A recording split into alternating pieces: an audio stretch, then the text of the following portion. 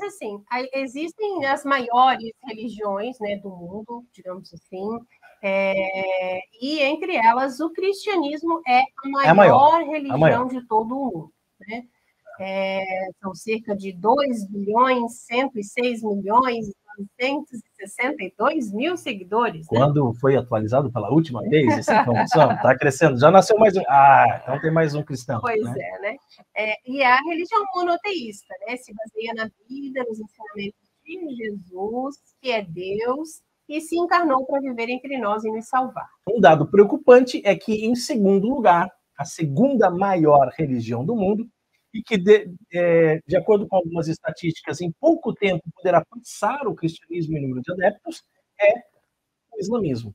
Né? O islamismo possui aproximadamente 1.283.424.000 fiéis. Né? É a segunda religião mais praticada no mundo. É assustador. Né? As conversões acontecem a fio da espada. Né? Além disso, é também um sistema que monitora a política, a economia e a vida social. Então, eles interferem muito. Né? Não tem esse negócio de Estado laico lá. O Estado é muçulmano. Ou você é muçulmano ou você morre. As leis são muçulmanas. Exatamente. Todas as leis giram em torno do Alcorão. Então, é perigosíssimo. Né? Perigosíssimo esse tipo de religião. Ainda mais sabendo que Allah é um demônio. Né? A terceira maior religião do mundo é o hinduísmo, justamente que a gente estava falando agora, né, sobre ele. São muitos deuses, né?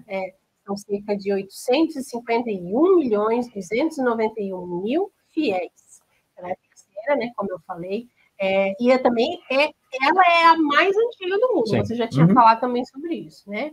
E aí o hinduísmo ele tem alguns textos sagrados, né, como você também citou, que é diferente do... Em geral, os politeístas não têm textos sagrados, mas eles têm. Principalmente os Vedas, né?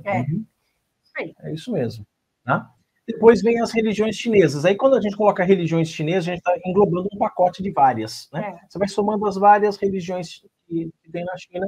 Né? Você sabe que o catolicismo oficial é proibido na China, né?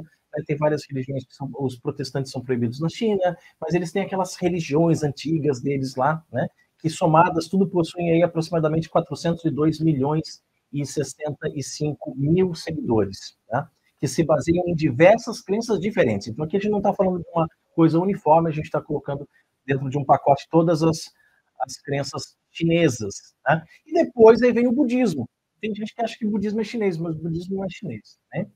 Então, o budismo, com aproximadamente 375.440.000 fiéis, tá? Ocupa aí o quinto lugar. Nós estamos falando agora das 5 maiores religiões do mundo. Nós paramos por aqui com o budismo. Né?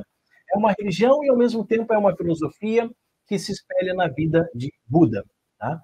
Este não deixou nada escrito, porém, os seus discípulos escreveram acerca de suas realizações e ensinamentos para que os seus posteriores fiéis pudessem conhecê-lo, certo? Aí a gente poderia se aprofundar aqui, contar a história do Buda, essa coisa toda, mas não convém, porque o nosso tema hoje são as heresias. Por que a gente está falando das grandes religiões? Para você entender que nem tudo é heresia. Tá? E muita gente equivocada, isso aí é uma herege, isso aí é uma heresia. Não, calma lá. Né? Heresia é uma coisa, apostasia é outra, cisma é outra. Né? Uma pessoa nascida numa determinada religião não cristã não pode ser considerada um herege. Tá? Por isso a gente está falando dessas religiões todas. Tá? Mas não precisava nem falar, mas eu vou falar, tá? Que de todas as religiões do mundo, não só dessas 5 maiores, mas de todas as religiões do mundo, a única verdadeira é o cristianismo. Jesus Cristo não era cristão. Jesus Cristo era judeu. O Jesus homem, né? Jesus é Deus eterno, né? Deus eterno não tem religião, né, gente? Mas Jesus, enquanto homem, nasceu numa família judaica que praticava o judaísmo. Foi apresentado no templo, foi circuncidado, né? Teve o seu bar mitzvah, embora naquela época não se chamava dessa forma, mas aquela leitura no templo, né? Jesus foi lá no templo na sinagoga fazer a leitura. Jesus frequentava a sinagoga, Jesus frequentava o templo, né? Jesus era um bom judeu. Os seus seguidores, né, é que passaram a ser chamados de cristãos. Cristianismo, seguidores de Jesus Cristo. Né? Mas Jesus Cristo não passou por aqui à toa. Né? Além de, não vamos entrar nisso agora, que não é o tema da live de hoje, além de ele ter dado a sua vida para nos salvar, ele fundou uma igreja. Ele disse, tu és Pedro, e sobre esta pedra que tu és, eu edificarei a minha igreja, e as portas do inferno não prevalecerão contra ela. Eu te darei as chaves do reino dos céus. Tudo que ligares na terra será ligado no céu. Tudo que desligares na terra será desligado no céu. Pedro, o primeiro papa da igreja. Então, o cristianismo inteiro, né, ele acabou, com o passar dos anos, se dividindo, se fragmentando. Tá? E aí a gente sabe que existe o cristianismo católico, o cristianismo ortodoxo e o cristianismo protestante. Mas, claro, que a única verdadeira forma de cristianismo é a Santa Igreja Católica Apostólica Romana, que foi fundada pelo próprio Senhor Jesus Cristo sobre a pedra que é Pedro. Que está para o todo, né? É importante, nós falávamos sobre isso no podcast de terça-feira passada agora, e é importante a gente falar, né? E não é assim soberba da nossa parte, não é pretensão da nossa parte, nada disso, né? São coisas assim que estão aí para que, se a pessoa realmente tiver assim honestidade, boa vontade, buscando a verdade, ela vai se converter católica, não tem outra possibilidade, né? Então é preciso dizer isso. Os protestantes, eles vão escolher uma parte. O protestante, ele vai rejeitar uma parte, vai ficar com outra. O católico não. O católico é justamente daí que vai vir o termo herese, hereses, né? Herese significa isso, escolher uma parte. Já a palavra católico, que significa, posso traduzir como universal, não aquela do Edir Macedo, né? Pelo amor de Deus, né, Chico? Universal, a igreja que está para todos, está para o todo, katholon, o que está para o todo. Ele aceita toda a doutrina de nosso Senhor Jesus Cristo. Tudo que Jesus ensinou está dentro da igreja católica. Toda a doutrina completa de Jesus. Mas o herege é aquele que diz, não, essa parte aqui eu não aceito, eu fico só com essa. Vai escolhendo o que quer da doutrina e vai rejeitando outras partes. Isso basicamente é o herege, a gente vai se aprofundar mais na live de hoje a respeito disso, mas basicamente é isso, tá? Eu falei para vocês que o cristianismo se divide em católicos, ortodoxos e protestantes, e o protestantismo vai ter várias outras subdivisões, né? Então vai ter ramos, como a gente diz, né? O luteranismo, o calvinismo, o anglicanismo, os batistas, e por aí vai, né? Hoje em dia são mais de 36 mil denominações protestantes diferentes. Então começa lá em 1517 com Lutero, mas depois vai se fragmentando.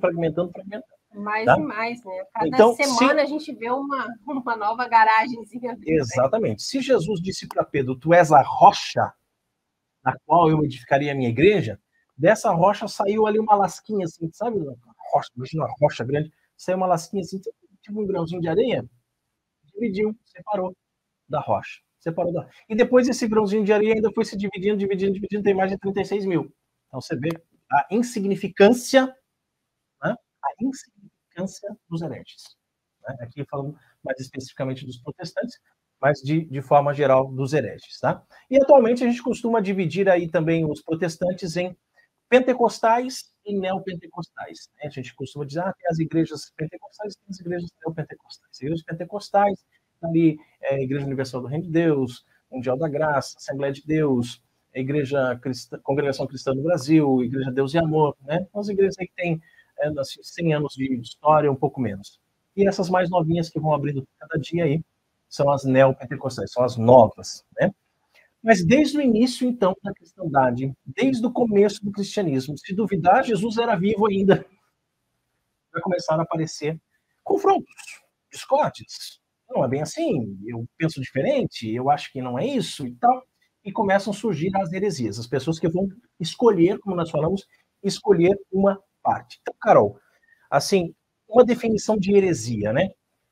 É importante falar sobre isso, né? Porque esse termo ele já carrega assim um peso emocional até, mas frequentemente é mal utilizado. As pessoas não sabem o que significa, né? Por exemplo, a heresia não significa incredulidade, né? Não quer dizer que a pessoa não acredite, não crê, exatamente, não quer dizer ateu, isso, né?